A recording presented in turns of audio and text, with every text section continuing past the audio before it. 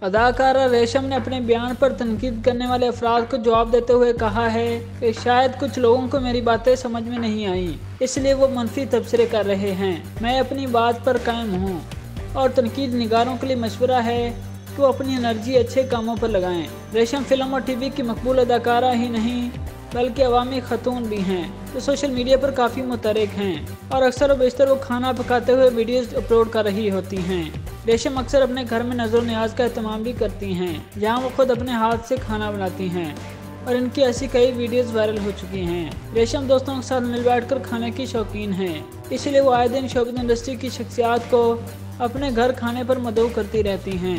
ریشم نے اداکار بابر علی کے ہمراہ بلال اشاری کی فلم دی لیجنڈ آف مال جٹ میں ایک چھوٹا سا سین بھی ادا کیا تھا جس میں ان کی پرفارمنس بہت پسند کی گئی تھی۔ اگرچہ ریشم زیادہ کام نہیں کر رہی لیکن وہ اکثر خبروں کا حصہ رہتی ہیں۔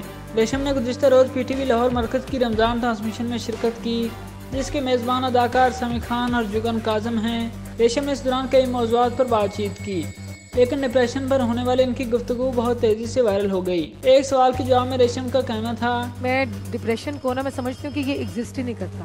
ڈپریشن اللہ سے دوری کا نام ہے۔ ریشم کا یہ بیان سوشل میڈیا کے پیجز پر کافی وائرل ہوا جسے کچھ انٹرنیٹ صارفین کی جانب سے پسند تو کسی کی جانب سے تنقید کا نشانہ بنایا گیا۔ تنقید کرتے ہوئے صارفین کا کہنا تھا کہ ڈپریشن ایک واضح کیفیت ہے، یہ لوگوں کو کافی متاثر کرتا ہے، اسے جھٹلایا نہیں جا سکتا۔ کئی لوگوں کا یہ بھی کہنا تھا کہ ڈپریشن دنیا بھر میں خطرناک بیماری ہے جس میں عوام کی اکثریت مبتلا ہے۔ ریشم ڈاکٹر نہیں ہے اور نہ ہی ماہر نفسیات جس اہم بیماری بارے رائے دے رہی ہیں۔ بعد ازاں ریشم نے اسی بیان سے متعلق انسٹاگرام پر ایک پوسٹ بھی شیئر کی جس میں ان کا کہنا تھا کہ ہر انسان کی اپنی سوچ ہوتی ہے اور میرے نزدیک ہر مسئلے کا حل اللہ سے محبت اور اللہ سے لگاؤ میں ہے، پھر چاہے وہ ڈپریشن ہو یا پھر کوئی اور مسئلہ۔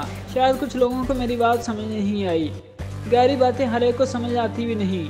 تنقید کرنے والوں کو میں یہ کہنا چاہتی ہوں کہ اپنی انرجی کسی مثبت چیز کے لیے سنبھال کر رکھیں۔ اللہ آپ سب کو خوش رکھے، آمین۔